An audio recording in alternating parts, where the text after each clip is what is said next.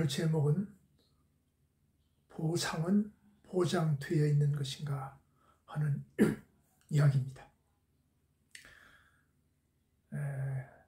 요새 한국에서 라멘이 세계 100여 개 나라에 수출하면서 아주 1조 원의 돈을 벌었다고 합니다.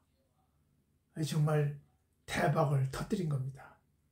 조그마한 식품 하나를 이렇게 팔아서 여러 나라에 팔아서 돈을 벌었어요. 근데 이렇게 되기까지는 두 사람의 아주 특별한 헌신의 일이 있었다고 합니다.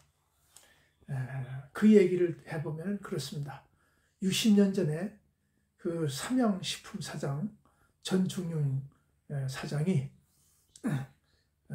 그 라면을 시작하려고 하는데 일본의 그 묘조식품의 옥구이 기요스미 사장 둘이가 합쳐서 만들어진 작품이라고 볼 수 있습니다. 삼양식품 사장인 그 전중윤 사장이 남대문 시장을 갔는데 그 미국에서 먹다 남은 잔반으로 만든 꿀꿀이죽을 먹으려고 사람이 줄을 쫙 서 있습니다. 그 꿀꿀이라는 게 뭔지 아십니까?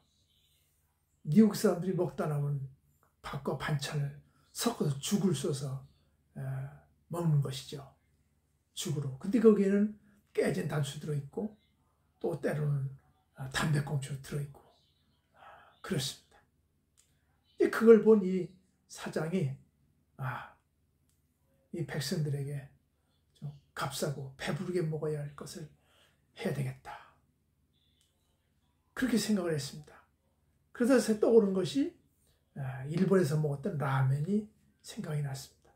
그래서 그런 라면을 사업을 시작하려고 자기 사재를 다 털어서 준비를 했는데 일본 가려고 보니까 달러가 없습니다.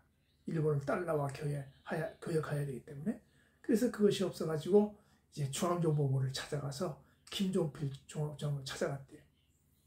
그래서 그 달러를 구하는 설득을 했습니다. 왜 혁명을 하십니까? 백성들이 잘 살라고 하는 거 아닙니까? 내가 그 일에 일조를 할 테니 좀 달러 좀 빌려주십시오.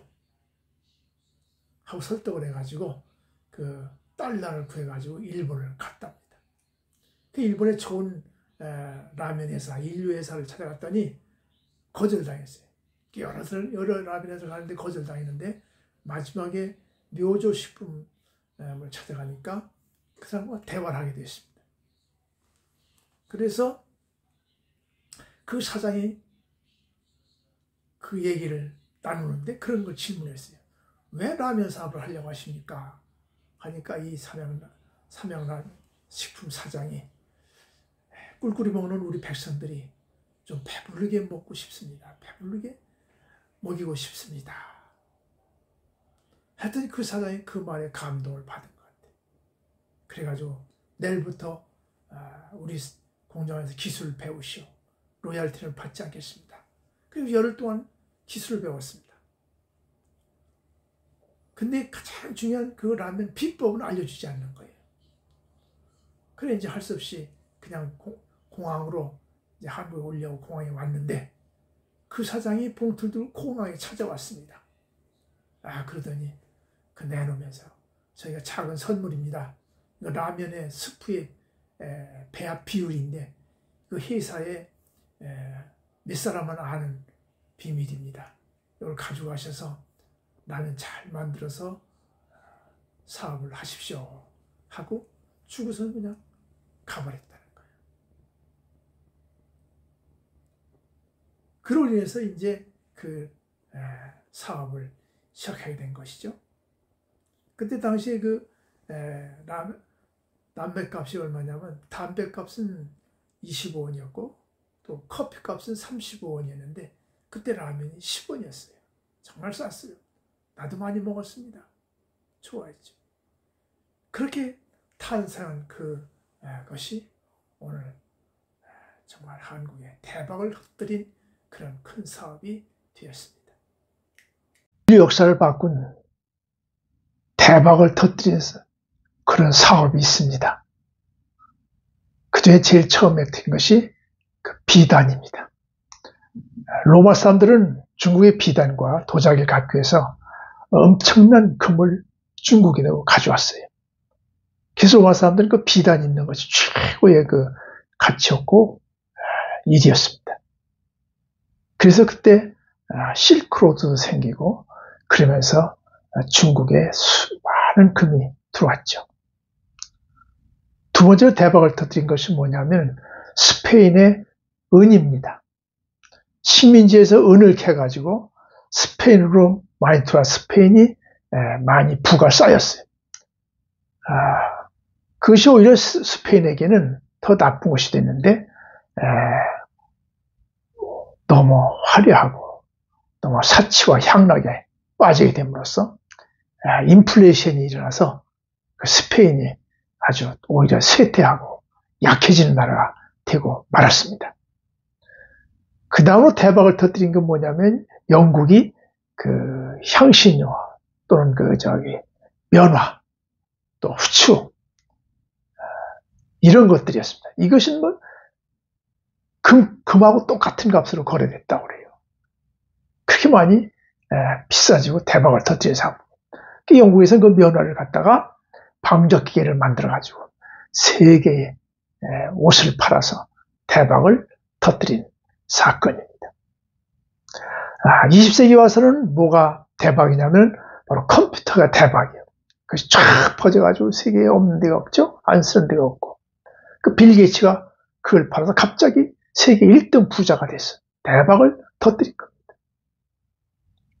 그 다음 또 대박이 있는데 그 뭐냐면 바로 스마트폰이에요. 그 스마트폰은 스티븐 잡스가 이렇게 만들었는데 그걸 만들어가지고 세상에 히트 쳐가지고 스티븐 잡스가 세계 1등 부자가 갑자기 됐어요. 그 다음은 또 뭐냐? 그 지금은요 대박이 뭔가 하니 인공지능입니다. AI입니다. 인공지능이라는 게 뭐예요? 거기에 모든 데이터와 모든 재료가 다 정보가 다 들어가 있죠. 그래서 모든 걸 다 거기서 물어보면 다 돼. 지금 뭐 이제 뭐 좀 안다고 얘기할 거 없어.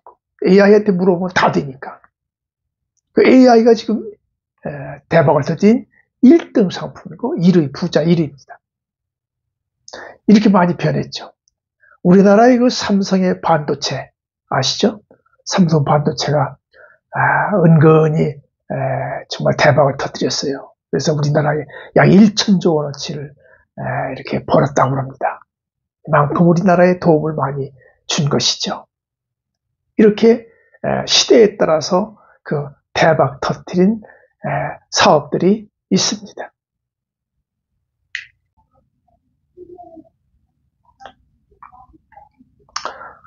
요즘에 그 대박이라는 말이 유행 같습니다. 이 젊은이들이 뭐 얘기할 끝에 보면 꼭 대박이다, 대박이네 그러면서 얘기를 많이 나누고 있어요. 문제는 이 젊은이들이 이 대박을 말하면서 너무 대박을 바란다는 것입니다. 이 대박을 너무 바라면 안 됩니다. 근데 이 사람들이 자꾸 부자나 잘 사는 사람들 보고서 자꾸 대박을 바라는 경향이 많이 있어요. 근데 우리는 이 대박에 빠지면 안 되죠. 그래서 젊은이들이 대박을 바라면서 한 번에 돈을 많이 벌고 싶어하는 마음이 생기면 어디로 가는지 아십니까? 이 주식이나 또는 게임에 빠지는 거예요. 왜? 그래야 쉽게 돈을 벌 수 있을 거라고 생각합니다. 그래, 여러분 주식이나 게임은요 아무나 하는 게 아니에요. 따지고 보면 전문가가 하는 거예요. 많은 데이터와 정보를 가지고 있는 사람들이 그걸 하는 거지 아무나 대들어서 하는 게 아니에요. 그게 주식하고 이러다가 후회하고 실망한 사람 많습니다. 우리 젊은 사람들은요 오히려 그런 생각하지 말고 정말로 순서대로 차근차근히 열심히 일해야 됩니다. 그래서 열심히 일하다 보면 그 보람이 있고요. 또 거기에 따라서 보상이 따라옵니다. 또 우리 열심히 일하다 보면 또 새로운 기회가 또 생기는 겁니다. 그래서 이 열심히 하다 보면 또 전문가가 되잖아요. 이 전문가가 되면 어떻습니까? 그러면 뭐 더 큰 일할 기회가 생기는 것이고 자기의 목적도 달성할 수 있게 되는 거죠. 우리 이렇게 한 번에 뭘 해결해 보려고 하는 생각을 가지면 절대로 안 됩니다. 그래서 행복이라고 하는 것이 뭐죠? 우리가 거의 과정이라고들 말하잖아요. 다 가졌다고 해서, 많이 가졌다고 해서 행복이라고 말하지 않습니다. 우리 성경은 말합니다. 심는 대로 거둔다 할 말 했고요. 또 성경은 일하지 않으면 먹지도 말라 그런 말씀도 있어요. 상당히 깊은 뜻이 있는 것입니다. 우리는 이 정신을 가지고 하나님의 뜻대로 살아야 됩니다. 그것이 우리가 정말로 제대로 사는 것이고 보상을 받는 길이라고 생각합니다. 성경에 보면은 아브라함이 나그네를 잘 대접했는데 그로 인해서 보상을 받았습니다. 바로 자기가 상파라는 아들을 얻은 것입니다. 사도 바울도 자기가 열심히 일하면서 그의 목표가 뭐예요? 상을 받으려고 열심히 달려간다고 그렇게 말했습니다. 이 보상을 받을 것을 기대한 것입니다. 히브리서 12장 2절에 우리 예수님께서도 그 어렵고 고통스럽고 창피한 십자가를 참고 치셨는데 왜 그랬느냐? 그러니까 그 기쁨을 바라고 하늘 보좌의 심판자로 영광을 얻기 위해서 그렇게 참았다고 그랬습니다. 기쁨과 심판자로서 영광을 얻기 위해서 그 어려운 것을 참은 것입니다. 바로 이것은 보상의 관점이죠. 여러분 그 2002년도 월드컵을 아시죠? 그 우리나라에서 친 월드컵인데 대단히 아주 흥미로웠습니다. 우리나라 축구팀이 그 월드컵을 준비할 때 마지막 판에 연습할 때 꼭 강한 나라하고 강한 팀하고 불러다가 축구를 합니다. 그러니까 그 히딩크가 꼭 그렇게 하니까 할 때마다 우리가 지는 거예요. 5번 강한 유럽팀하고 불러다가 했는데 다 졌어요. 그래서 5대0 감독이라 그렇게 말이 나왔다고 합니다. 게임할 때 다 졌었거든요. 그래서 사람들은 저렇게 되면 왜 월드컵 나가나 마나다 그렇게 생각했습니다. 근데 히딩크는 다른 계산이 있었던 거예요. 바로 월드컵 할 때는 진짜 강한 팀하고 해봤기 때문에 월드컵 때는 진짜 그들과 잘할 수 있었어요. 그래서 월드컵 때는 그 강팀들 다 이기고 4강까지 올라가서 우리 국민들이 열광적으로 기뻐했던 것을 기억합니다. 이 바로 그 보상을 열심히 해서 받은 것입니다. 대나무를 보세요. 4년 동안은 고작 자라나 몇 센치밖에 안 자란다고 합니다. 그런데 그 4년이 지나고 나면은 자라는데 6주 만에 15cm씩이나 자란다고 그래요. 아주 쭉쭉 자라는 거예요. 엄청 빨리 자랍니다. 그래서 그 대나무는 보이는 그 대나무는 사실 보이지 않는 뿌리의 깊이만큼 그렇게 자란다고 그래요. 뿌리가 깊고 넓으면 대나무도 크고 장대하게 큰다는 것입니다. 결국 노력을 지속하면 그 결과를 얻는다고 하는 이야기입니다.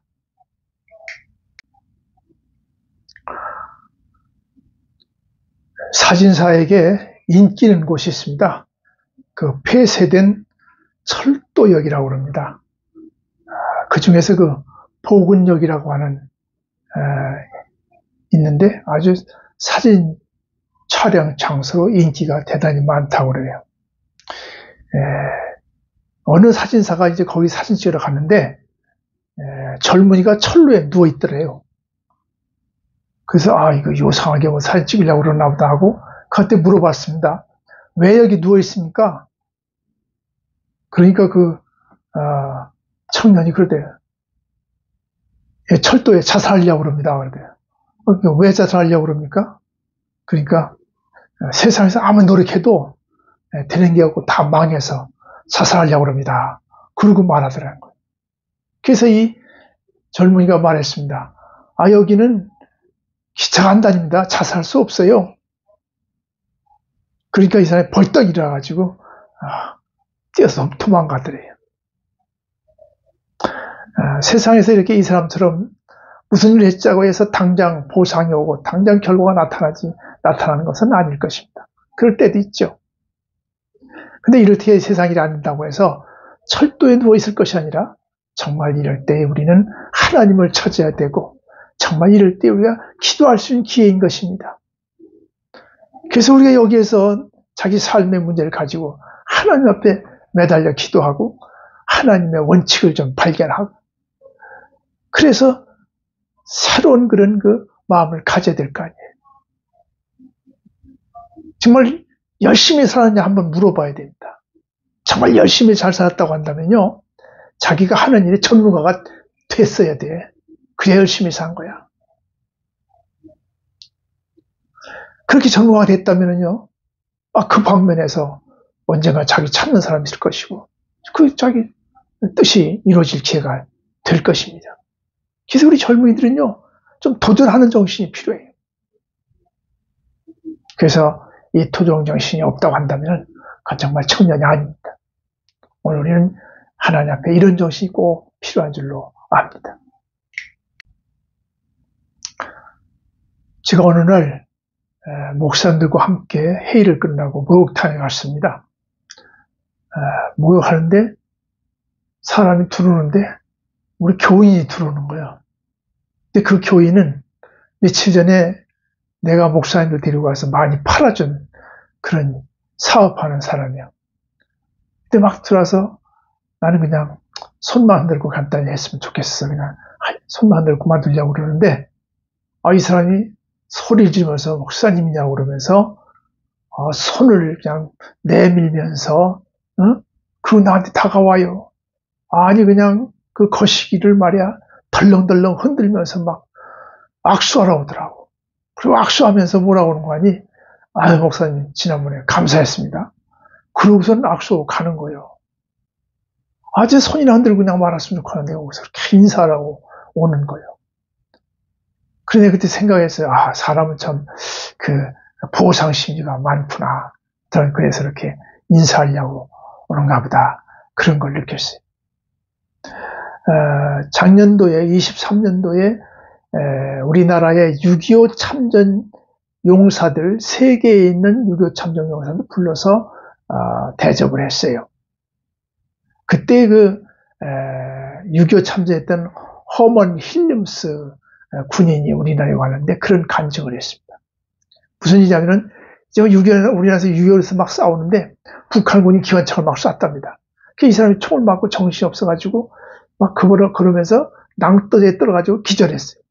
그래서 이제 기절해가지고 병원을 싣고 왔습니다. 싣고 와서 깨어나는데 의사가 그러더래요. 당신은 죽을 건데 그 가슴에 천주교 기도문을 넣고 있어서 그 천주교 기도문이 총알이 뚫고 들어가지 못해서 당신은 살았다고. 그러면서 그 기도문 책 속에 꽂혀있던 총알이 있었다고 그러더래요. 그 사람은 신앙적으로 열심히 믿음을 지키려고 했던 것 같습니다. 그리고 보상을 받은 것 같습니다.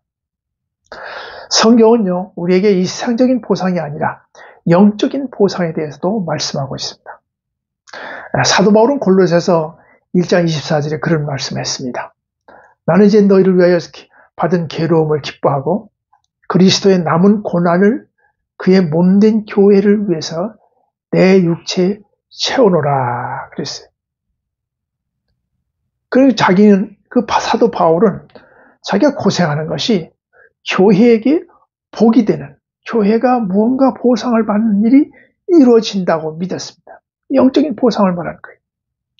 주님을 따르는 자에게는 세상적인 물질은 보상이 없는 것 같지만은 영적인 보상이 있다는 것을 분명히 말씀해 주고 있습니다. 그래서 한 성도와 한 사람이 영적인 일을 감당함으로써 다른 사람도 은혜 받고 다른 사람의 고난을 극복하게 하고 다른 사람의 구원도 받게 하는 것입니다. 그래서 우리는 우리의 은혜의 생활, 우리 믿음의 생활이 남들에게는 은혜가 되고 구원받게 하는 그런 그 보상을 나누게 된다는 말이에요. 놀라운 일입니다. 그래서 우리가 하나님께 영광을 돌리는 것이죠. 이게 영적인 보상입니다. 예수님께서 우리를 구원하시기 위해서 십자가에 못 박혀 죽으셨습니다. 그래서 우리는 우리의 죄를 용서받고 그리고 우리가 천국 갈 수 있는 자격을 얻게 된 것입니다. 우리 기독교는 그래서 남을 위한 존재입니다. 오늘 우리는 인류가 영적인 복을 받도록 우리 하나님의 사명을 실천해야 되겠습니다.